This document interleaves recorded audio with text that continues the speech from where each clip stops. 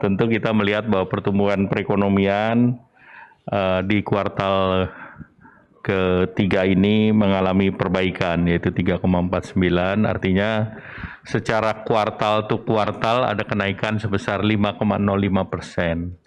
Nah, dengan demikian tentu kita melihat bahwa rock bottom sudah dicapai di kuartal kedua, dan di kuartal 3 ini kita sudah pertumbuhannya 5,05%. Jadi kalau di kuartal keempat kita bisa pertahankan pertumbuhan ini, maka tentu kita berharap pada di kuartal keempat bisa masuk jalur positif. Walaupun secara konservatif kita mengatakan minus 1,6 sampai dengan positif 0,6. Berarti apa yang dilakukan oleh pemerintah seluruhnya sudah berada dalam jalur yang benar atau on the right track. Kita ketahui bahwa kesembuhan dari COVID sudah 84%, kemudian juga tingkat kematian masih sedikit di atas nasional, di atas global, dan kita melihat bahwa baik penanganan COVID maupun pemulihan ekonomi dilakukan dengan gas rem yang seimbang.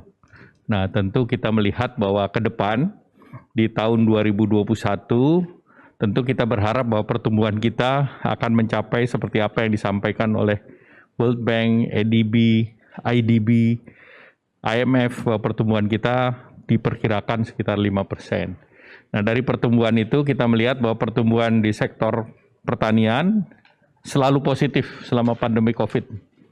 Kemudian sektor perindustrian sudah ada kenaikan, plus PMI mendekati 50. Jadi nanti Pak Menteri Pertanian maupun Menteri Perindustrian akan menjelaskan secara detail sektor per sektor. Pastinya itu good news ya Pak, di tengah kemarin sempat pemerintah mengumumkan resesi Indonesia.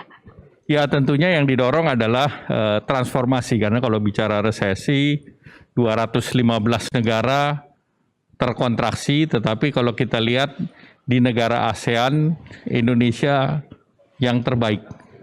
Baik dari segi kontraksi, di mana kita jauh di atas Singapura, Malaysia dalam 2 kuartal atau di seputar 3 kuartal terakhir, dan juga terkait dengan recovery dari penanganan COVID-nya itu sendiri.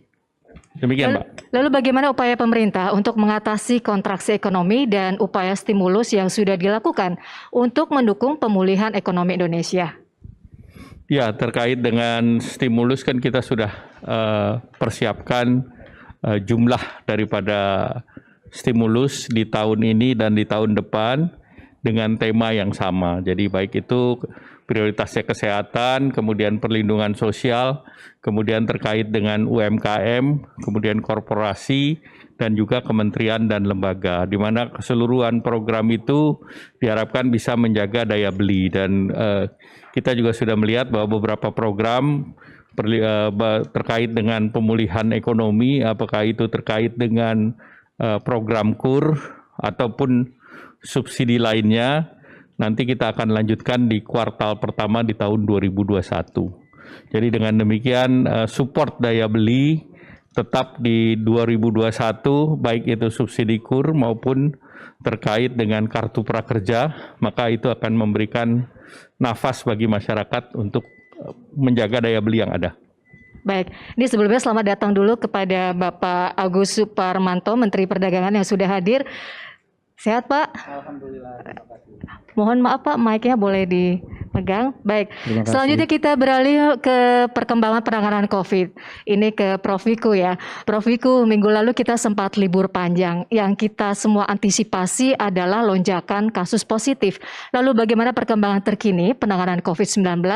Karena beberapa waktu lalu tadi yang saya sebutkan sempat libur panjang, seperti apa tren yang terjadi setelah libur panjang pada akhir Oktober lalu? Ya, baik, terima kasih Mbak Putri. Jadi kalau kita lihat perkembangan kasus nasional selama ini, sebenarnya menunjukkan tanda-tanda bahwa kasus COVID ini relatif terkendali.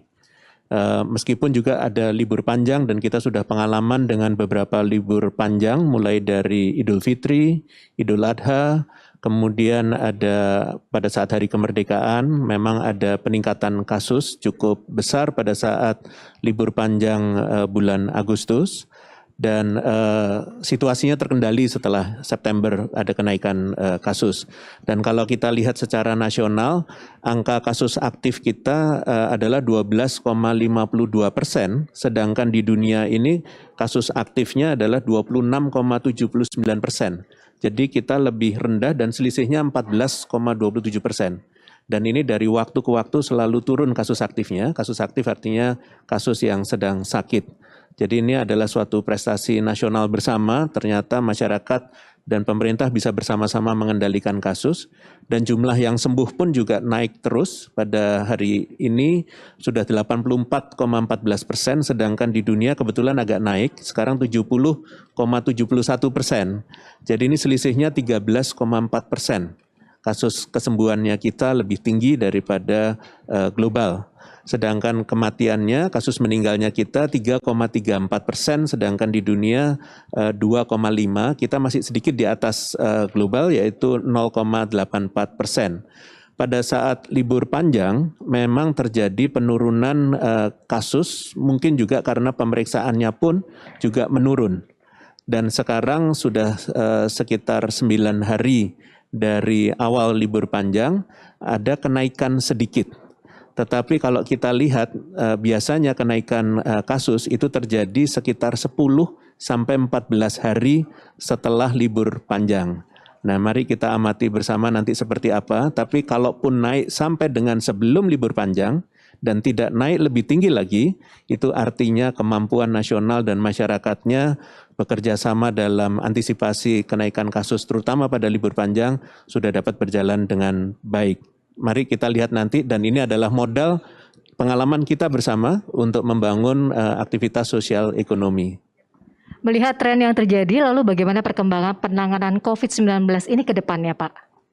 Kalau kita lihat dari kondisi yang ada secara nasional, yang tren kesembuhannya selalu naik, angka kasus aktifnya selalu turun, angka kematiannya selalu turun, tren itu adalah tren yang baik dalam arti terkendali. Dengan adanya peningkatan kasus di daerah utara di Eropa, maka kita harus betul-betul waspada, menjaga perbatasan kita, terutama kepada pekerja migran yang kembali ke Indonesia, ataupun juga hal-hal yang lain, misalnya umroh, yang sudah mulai dan besok akan kembali ke Indonesia. Kita harus betul-betul menerapkan karantina dan testing dengan baik, swab, agar betul-betul tidak ada import case ke Indonesia. Selama kita bisa menjaga seperti itu, bisa saja di tempat lain naik kasusnya, tapi di Indonesia harusnya terjaga, karena kita sudah berpengalaman selama 8 bulan bekerja sama, dan prestasi ini adalah prestasi bersama bangsa Indonesia.